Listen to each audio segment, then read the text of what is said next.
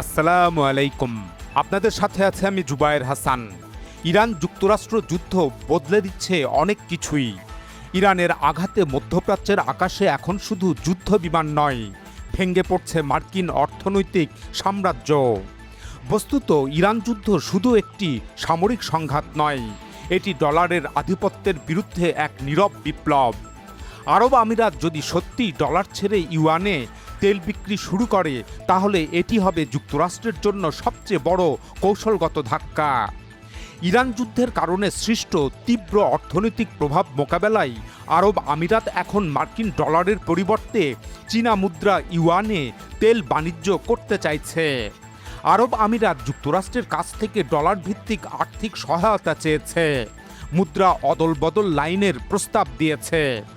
দেশটি আনুষ্ঠানিকভাবে ইঙ্গিত দিয়েছে যে যদি তাদের দেশে মার্কিন ডলারের তারল্যে প্রবেশাধিকার সীমিত থাকে, তাহলে তারা তেল বাণিজ্যের আন্তর্জাতিক লেনদেন চীনা মুদ্রা ইউয়ানে স্থানান্তর করতে পারে। ওয়াশিংটনে অনুষ্ঠিত উচ্চ পর্যায়ের বৈঠকের সময় আরব আমিরাত যুক্তরাষ্ট্রকে এই সতর্কবার্তা দেয়। গত ১৯ এপ্রিল মার্কিন গণমাধ্যম ওয়াল স্ট্রিট জার্নালে প্রকাশিত এক প্রতিবেদনে একাধিক মার্কিন কর্মকর্তার বরাতে বলা হয়, আরব আমিরাত তাদের অর্থনীতি এবং বৈশ্বিক আর্থিক কেন্দ্র হিসাবে তাদের অবস্থান ঝুঁকির মুখে পড়তে পারে বলে আশঙ্কা করছে। এই প্রেক্ষাপটে তারা যুক্তরাষ্ট্রের সঙ্গে একটি সম্ভাব্য আর্থিক ব্যাকস্টপ গড়ে তুলতে আলোচনা করছে, যা কোনো তারল্য সংকটে ডলার প্রবাহ নিশ্চিত করতে পারে। এ নিয়ে আরব আমিরাত যুক্তরাষ্ট্রের সঙ্গে প্রাথমিক আলোচনা শুরু করেছে, যাতে মার্কিন ডলারের একটি অদলবদল লাইন গঠন করা যায়। ইরান যুক্তরাষ্ট্র যুদ্ধের অর্থনৈতিক প্রভাব ক্রমশ তীব্র হওয়ায় তারা এই পদক্ষেপ নিচ্ছে এবং তারা একটি আর্থিক সুরক্ষা ব্যবস্থা গড়ে তুলতে চাইছে। বস্তুত ইরান যুক্তরাষ্ট্র যুদ্ধের কারণে আরব আমিরাত বেশ চ্যালেঞ্জের মুখে পড়েছে। অর্থনৈতিক চাপ এবং ডলার সংকট স্পষ্টভাবে দেখা দিচ্ছে। সাম্প্রতিক ড্রোন এবং ক্ষেপণাস্ত্র হামলা আরব আমিরাতের তেল অবকাঠামোর মারাত্মক ক্ষতি করেছে এবং উৎপাদন ব্যাহত করেছে। হরমুজ প্রণালী বন্ধ হয়ে যাওয়ায় তাদের গুরুত্বপূর্ণ তেল রপ্তানি বন্ধ হয়ে গেছে এবং এতে তাদের মার্কিন ডলার আয়ের প্রধান উৎস বিচ্ছিন্ন হয়ে গেছে। যাই হোক, গত সপ্তাহে ওয়াশিংটনে আন্তর্জাতিক মুদ্রা তহবিল ও বিশ্বব্যাংকের বসন্তকালীন বৈঠক অনুষ্ঠিত হয়। ওই বৈঠককে আরব আমিরাতের কর্মকর্তারা সতর্ক করেন যে তীব্র ডলার সংকট তাদেরকে চীনা মুদ্রা ইউয়ানের মতো বিকল্প মুদ্রায় তেল বিক্রি করতে বাধ্য করতে পারে। এদিকে আরব আমিরাতের কেন্দ্রীয় ব্যাংকের গভর্নর খালেদ বিন মোহাম্মদ মার্কিন অর্থমন্ত্রী স্কট বেসেন্ট এবং ফেডারেল রিজার্ভের কর্মকর্তাদের সঙ্গেও বৈঠক করেন। সেখানে তিনি সম্ভাব্য ডলার সংকট মোকাবেলায় আর্থিক সুরক্ষা লাভে মুদ্রা অদলবদল লাইনের প্রস্তাব উত্থাপন করেন। তবে মার্কিন ফেডারেল রিজার্ভ সাধারণত এই ধরনের মুদ্রা অদলবদল লাইন শুধুমাত্র যুক্তরাষ্ট্রের আর্থিক ব্যবস্থার সঙ্গে গভীরভাবে সংযুক্ত কেন্দ্রীয় ব্যাংকগুলোর জন্য সীমিত করে রেখেছে। তাই আরব আমিরাতের এই প্রস্তাবটি মার্কিন অনুমোদন পাওয়া ভীষণ দুঃসাধ্য ব্যাপার। প্রস্তাবটি শুরুতেই বড় বাধার মুখে পড়ে নাকচ হয়ে যেতে পারে। অবশ্য আমিরাতের কর্মকর্তারা জোর দিয়ে বলেছেন, তারা এখনও পর্যন্ত যুদ্ধের সবচেয়ে খারাপ অর্থনৈতিক প্রভাব এড়িয়ে চলতে পেরেছেন, কিন্তু ভবিষ্যতে তাদের একটি আর্থিক লাইফলাইন প্রয়োজন হতে পারে। তারা এই প্রস্তাবকে সতর্কতামূলক হিসাবে বর্ণনা করছেন এবং চীনা মুদ্রা ইউয়ান ভিত্তিক সম্ভাব্য পরিবর্তনকে একটি প্রয়োজনীয় প্রতিক্রিয়া হিসাবে উপস্থাপন করছেন। তারা বলছেন, প্রেসিডেন্ট ডোনাল্ড ট্রাম্প ইরানের বিরুদ্ধে যে পদক্ষেপ নিয়েছেন সেই সংঘাতে তারা নিজেরা জড়াতে চাননি, কিন্তু এখন তারা এর মূল্য দিচ্ছেন। যদিও আরব আমিরাতের দিরহাম এখনও শক্তভাবেই মার্কিন ডলারের বিপরীতে ৩.৭ হারে স্থির রয়েছে, তবে যদি তারা চীনা মুদ্রায় তেল বিক্রি করতে থাকে, তাহলে এই পরিস্থিতি বৈশ্বিক জ্বালানি বাজারে ডলারের আধিপত্যের বিরুদ্ধে এক বিরল চ্যালেঞ্জ সৃষ্টি করবে এবং তা এতদিনের পেট্রোডলার ব্যবস্থায় এক গুরুত্বপূর্ণ ফাটল সৃষ্টি করবে। বস্তুত ইরান যুক্তরাষ্ট্র যুদ্ধের কারণে বিস্তৃত আঞ্চলিক পরিবর্তন দেখা যাচ্ছে। এখন সৌদি আরবও তেল বাণিজ্যের জন্য বিকল্প মুদ্রা গ্রহণে আগ্রহ দেখাচ্ছে। এটা উপসাগরীয় অঞ্চলে ডলার পরিহারের প্রবণতাকে আরও জোরদার হওয়ার ইঙ্গিত দিচ্ছে।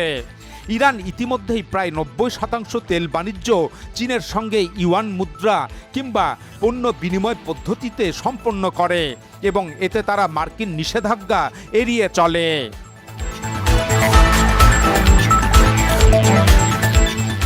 যাই হোক, আরব আমিরাতের এই সম্ভাব্য পরিবর্তন তাদের চীনা নেতৃত্বাধীন ব্রিক্স জোটে যোগদানের সঙ্গে সামঞ্জস্যপূর্ণ।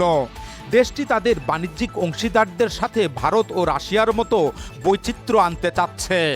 বস্তুত ইরান যুক্তরাষ্ট্র যুদ্ধের ফলে উপসাগরের মার্কিন মিত্র দেশগুলোর চীনের দিকে ঝুঁকে পড়া এখন ত্বরান্বিত হচ্ছে। এর বড় প্রমাণ ইরান যুক্তরাষ্ট্র যুদ্ধবিরতির পরপরই আবুধাবির ক্রাউন প্রিন্স শেখ খালেদ বিন মোহাম্মদ বেইজিং ছুটে যান। তিনি গত 12 থেকে 14 এপ্রিল 3 দিনের চীন সফর করেন।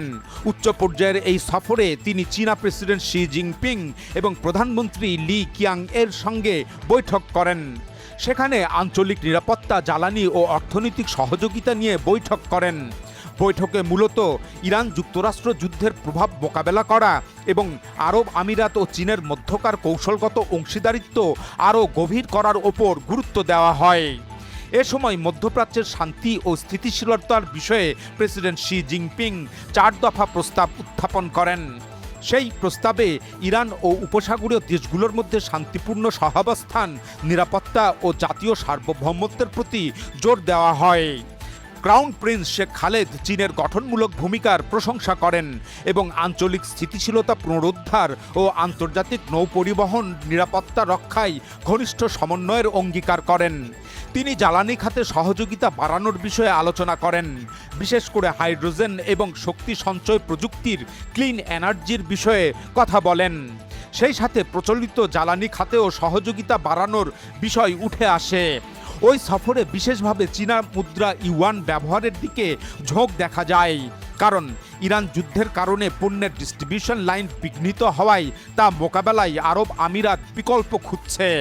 ওই সফরে চীন ও আরব আমিরাত বাণিজ্য, বিনিয়োগ, অবকাঠামো, প্রযুক্তি ও স্বাস্থ্য বিজ্ঞান সহ বিভিন্ন খাতে 24টি গুরুত্বপূর্ণ চুক্তি স্বাক্ষর করে।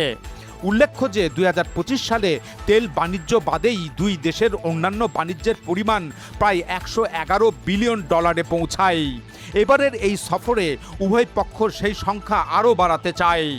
ওদিকে ইরান যুক্তরাষ্ট্র সাম্প্রতিক সংঘাতের প্রেক্ষাপটে চীনকে আস্থায় রাখতে আরব আমিরাত তাদের দেশে চীনা নাগরিক প্রতিষ্ঠান ও বড় প্রকল্পগুলোর নিরাপত্তা নিশ্চিত করার প্রতিশ্রুতি দিয়েছে। আর চীনও ইরান যুক্তরাষ্ট্র যুদ্ধ শুরু হওয়ার পর এই এপ্রিলে একটি নতুন আইন পাশ করেছে, যেখানে বিদেশে অবস্থিত কোনো চীনা নাগরিক ও প্রতিষ্ঠানকে নিরাপত্তা ও সুরক্ষা দেওয়ার কথা বলা হয়েছে। এদিকে আবুধাবির ক্রাউন প্রিন্সের এই চীন সফর সম্পর্কে বিশ্লেষকরা বলছেন, ইরান যুক্তরাষ্ট্র যুদ্ধবিরতির পরপরই এবং আগামী মে মাসের চীন যুক্তরাষ্ট্র সম্ভাব্য শীর্ষ বৈঠকের আগে তার এই বেইজিং সফর বিশেষ গুরুত্ব বহন করে, যা মূলত আরব আমিরাতের কৌশলগত পরিবর্তনের উদ্দেশ্য ও ইচ্ছাকে স্পষ্ট করেছে। আরব আমিরাত তার মিত্র যুক্তরাষ্ট্রের ওপর একক নির্ভরশীল থাকার এতদিনের ঐতিহ্যের বাইরে গিয়ে এখন দেশের নিরাপত্তা ও অর্থনৈতিক অংশীদারিত্বে বৈচিত্র্য আনতে চাচ্ছে। বিশ্লেষকরা মনে করেন আরব আমিরাত ধীরে ধীরে একটি বহুমুখী কৌশল গ্রহণ করছে, যাতে তারা বৈশ্বিক শক্তির ভারসাম্যের পরিবর্তনের সঙ্গে নিজেদের মানিয়ে নিতে পারে। এখন আরব আমিরাত যুক্তরাষ্ট্রের ডলারের ওপর নির্ভরতা কমাতে বিকল্প মুদ্রা ব্যবহারের পদক্ষেপ নিচ্ছে, যেমন তারা ইতিমধ্যেই বাহরাইনের সঙ্গে $5 বিলিয়ন সমমূল্যের একটি মুদ্রা অদল বদল চুক্তি স্বাক্ষর করেছে। সুতরাং আজকের বাস্তবতা স্পষ্ট, যুদ্ধ শুধু মাটিতে নয়, মুদ্রা ব্যবস্থার দুনিয়াতেও চলছে। যে ডলার একসময় অপরাজয় ছিল, সেই ডলারকেই এখন চ্যালেঞ্জ করছে যুক্তরাষ্ট্রের মিত্ররাই। আসলে প্রশ্ন এখন একটাই, এটি কি সাময়িক সংকট নাকি বিশ্ব অর্থনীতির নতুন শক্তির ভারসাম্যের সূচনা? এখন এ পর্যন্তই। আল্লাহ হাফেজ।